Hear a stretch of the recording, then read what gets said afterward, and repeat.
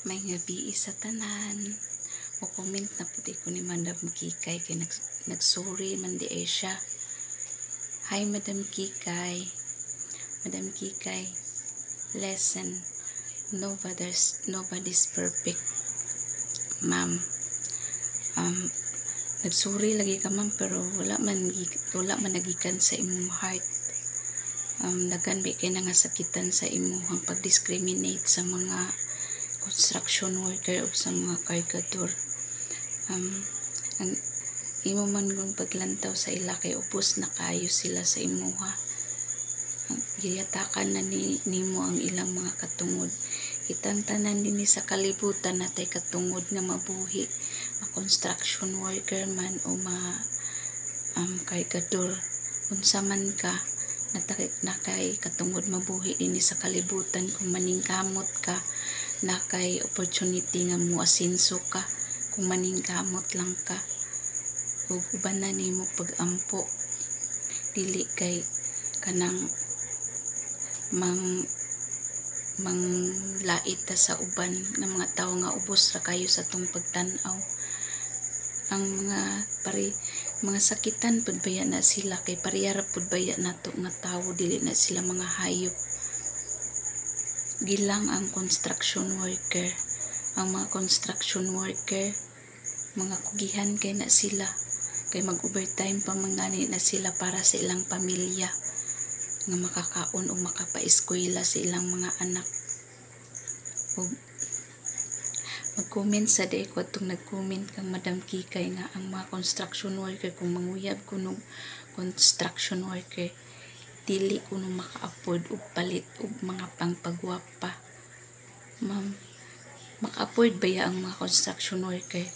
Kay kabalo ka ma'am, daghan kayo construction worker na asa gawa sa laing-laing nasod. Dagko silang mga remittance gipangpadala diri sa Pilipinas. Bisan diri ra sa Pilipinas na narbaho ma'am, dagko silang sweldo kay kung na sila'y overtime.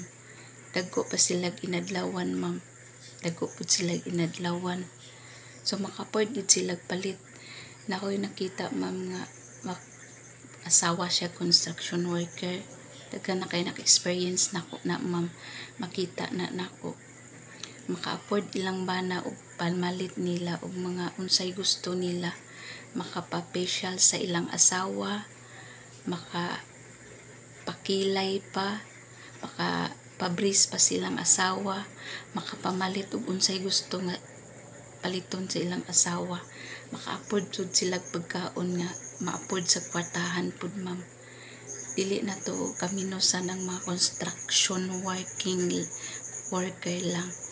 Kay ako ma'am, proud kay ko nga produkto ko sa isa ka construction worker. Kay akong papa naniguwang sa construction worker.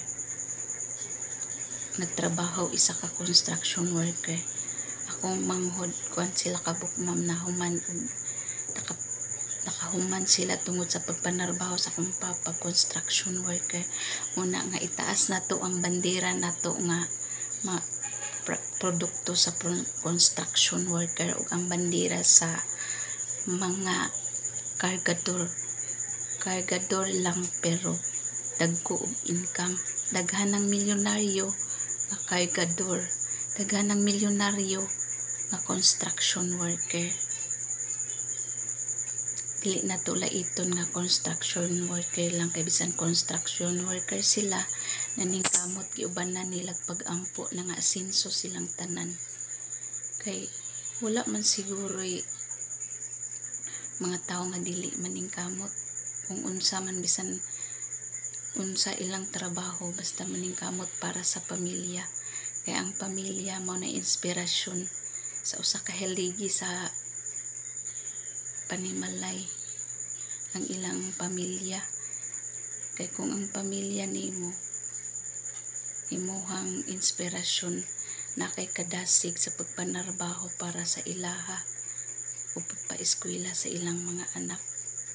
Muna ma'am sa sunod man lesson to learn na nimo nga maghimo kag content kanang walay masakitan ba, wala kay maligsan sa imong mga content. O huna-hunaon sa nimo sa makadaghan.